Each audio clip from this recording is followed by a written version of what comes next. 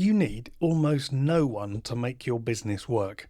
Now that might sound counterintuitive, and that is because most people will tell you something different, especially influencers on social media channels. Why is this? Well, it's because they have a vested interest in making you think that the opposite is true.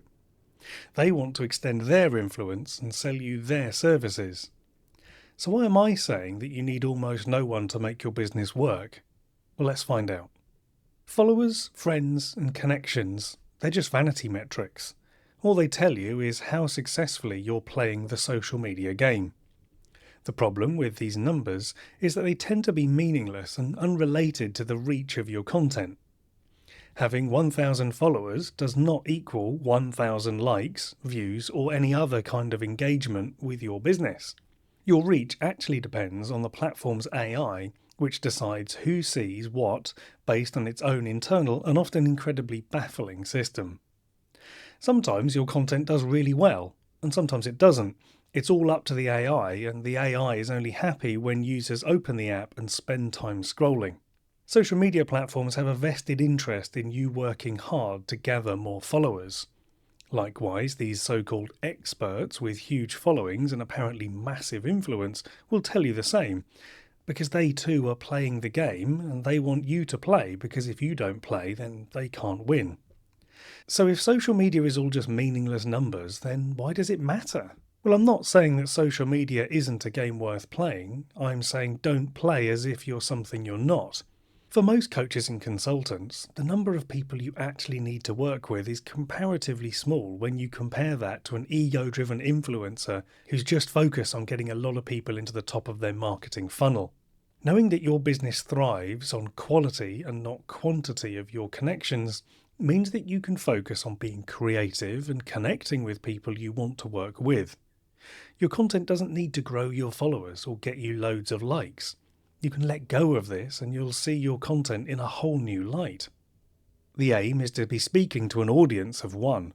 You figure out who your ideal client is and then you produce content for them. When you think about who you really want to work with, where that person is now and where they want to be, you can relate to them and the questions that they might have. This approach to content is unlikely to get a ton of likes or be a viral hit, but it's far more likely to resonate with the people that you want to connect with. Consider this. What's healthier and more profitable to your business? Lots of followers and lots of likes, or one new client? Now you might be thinking, yeah, but hang on, someone I follow has 1 million followers and they're doing really well. And yes, this is a common correlation. Lots of followers equals success. But as they say, correlation is not causation. Are the legions of followers really the reason for their success? Or do they have a large mailing list of engaged readers? Or do they have a product offering that matches what their audience are looking to buy? For the truly successful, those 1 million followers are just part of a wider ecosystem. So don't believe the hype, you do you. By accepting that you're not making content for the masses and focusing on your ideal client, they'll feel as if you've made it just for them. I had someone say to me recently, "Hey Simon, I watched your video recently and it was like you'd read my mind. Now that video only had 13 views, but that person went on to become a one-to-one client." So the number of views wasn't important. What's really important is that it got someone curious enough to get in touch and then want to work with me one-to-one. So don't believe that hype. Just embrace the fact that you need almost no one to make your marketing work. This has been a very brief overview of how this process works. I go into a lot more detail in my book, Reframing Marketing, a 3-step guide to effective and ethical marketing. So if you want to create a journey for your client to go on and to have more conversations with the people who are ready to do the work, then you might want to give it a read.